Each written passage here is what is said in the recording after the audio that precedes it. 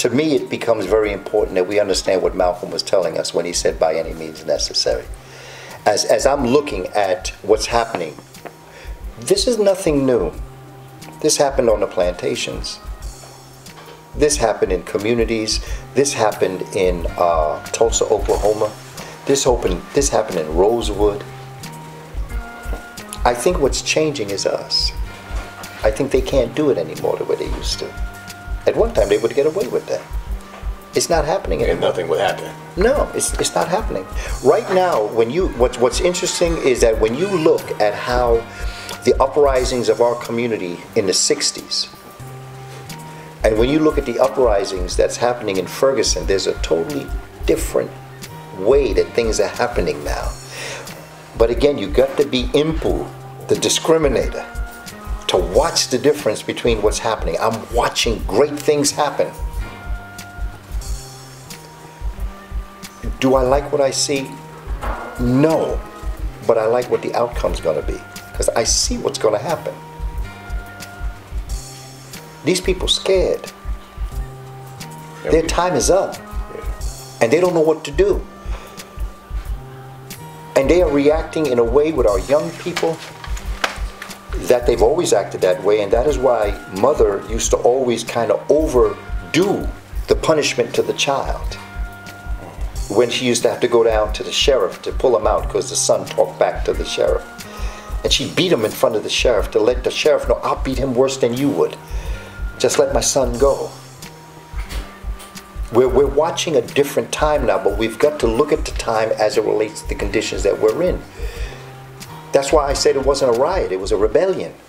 To rebel against something that is not fair, that is not right. That's what I'm watching happen in the streets. Again, we need to have input to discriminate how far we're going to go before it's too far. Right. So we need that discrimination that takes us right to that point and pulls us back. Right. And allows us to make our point, but at the same time, I would never tell our people to calm down. Right. You don't calm down. Well, that was a devastating situation. It was absolutely horrible. And you need to get that out of you. Right. But I'd like to keep your lamp lit but trimmed. But trimmed. You know? You gotta have a plan. You can't just react. Yes, because you may be walking right into what they wanted to do ultimately. And we need our people, we need our children, we need our mothers and fathers, we need them. And we need to be careful in the analysis. I ain't into marching. John Henry Clark told me the only thing a march does is wear out the soles of your shoes. I'm not into marching. Marching is over. It's over. I respect people who may want to do that. If that's your way, if that's how you can get it out by going for a long walk, then you go ahead. Right. I'm not going to join you on that. Not that I don't want to be with you, but I want to be with you. No sit-ins, no. No, none of that works. That's what they want you to do. What did that do when we did it? You want to hurt them? Take down their God. Be careful where you spend your money, because that's their God. Take down their God. Be careful where you spend your money. That is it. God is quoted more on their money than in the Bible. Every coin, every bill, in God we trust. Or, wow. You want to hurt them? Hit them where the money is. Stop spending the money. If you really want to make a change, that's where the change comes. And until we get that sensibility in us to do that, then we will continue to do that. And those voices in our head that constantly tell us it's too late, it's not going to work. Those voices that feed us negativity is white supremacy's greatest ally. Wow. It works right with their plan. That's what they want. Because they need to sap you of your energy so that you cannot move forward with your plan. When we get this done, when we do what we have to do, the last thing I want to do is pay them back for what they did. They're not that important. They're afraid that we're going to do to them what they did to us.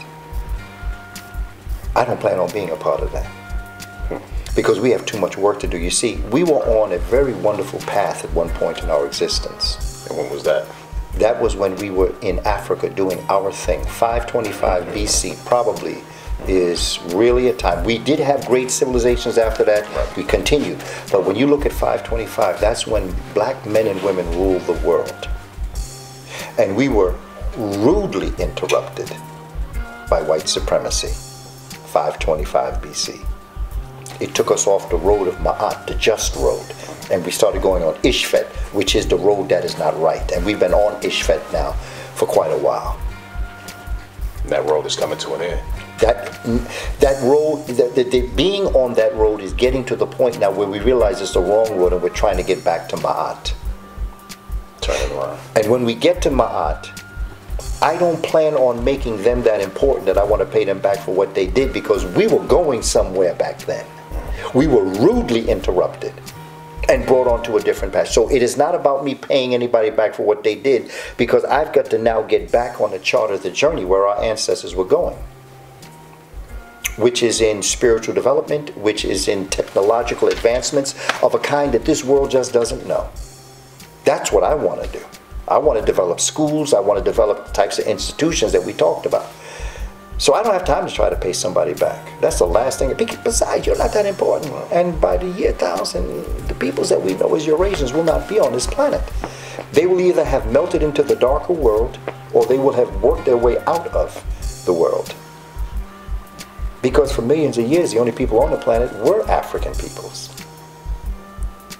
And when we ventured into another area, we depigmented ourselves, and we became what we call Eurasians. And in 1,000 years, who we call Eurasians, they will not exist on this planet anymore. And I'm giving them time. So some people say, I give them 300 years. Right. But I'm not interested in how long it's going to take, because I'm looking at the larger picture that we have to look at, which is looking in a cosmic direction. Because this stuff right here is nothing but distraction. Right. You see, I believe that our Creator, when we were in Africa, we developed these stories about heaven. We developed civilizations of fruits and vegetables and life and love and all the things that go into a perfect world. We had our problems now. We were no angels. We had our problems, but the way in which the world was directed was in a very positive direction. And our Creator looked down and said, you know, you're right about heaven and you're right about hell. But y'all been living in heaven all this time. You don't know hell. So I'm going to take a group of y'all out of this group, and I'm going to place you in hell, so that you will never know, you will not have to write about hell no more. You'll know hell. You'll know. And those that were taken from Africa and brought to this part of the world, somewhere give or take 1492, was that group of Africans who still had the pyramid mentality. They were brought here and they were put in hell. There's no group on the planet that knows the hell that we've lived. There have been people who have been treated very badly. Right. No group has been dehumanized. No group have been made to be equal to the cats and the dogs and the cows and the goats. No people. They may have been mistreated horribly, no doubt. Right. But by law, they were never made into less than a human being. We know that. We know what it feels like to not count. Stripped of a knowledge of ourselves. That's it, and made chattel. See, the enslavement of African people is very different from all the other enslavements, because it became an institution. So when people say Africans had slaves, no, they didn't. Because in Africa, although you were mistreated possibly, you were still looked upon as a human being. You could buy your way out of your enslavement. The children born to you were born free. This system changed that whole dynamic. It became a legal institution that said the color of my skin made me unequal to other people. It said that I could never buy my way out of my enslavement, and every child born to me was born enslaved like me. That never existed in the world prior to, and there's a book by Kenneth Stamp. It's called That Peculiar Institution. When they talk about the 3/5 clause, that had nothing to do with black folk. That had to do with the landowner. Because you got the number of votes according to your possessions. So what they said, in order to have the most votes, for every 5 Africans that you had 3 votes. Because each African was 3/5 of a human being.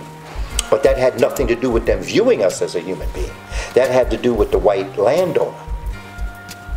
Had nothing to do with us. Their own sovereignty. That's it. So it had nothing to do with us. They weren't trying to say we were 3/5 of a man. They didn't see us as a human being at all. That was done for the voting rights of the white male Christian. The more property you had, the more votes you had. That's it. And basically only white males, Christians for the most part, had that right. Because even it still women exists like that today, like in another way though. Yeah. Right? Yeah. Right. It's the same exact thing. Right.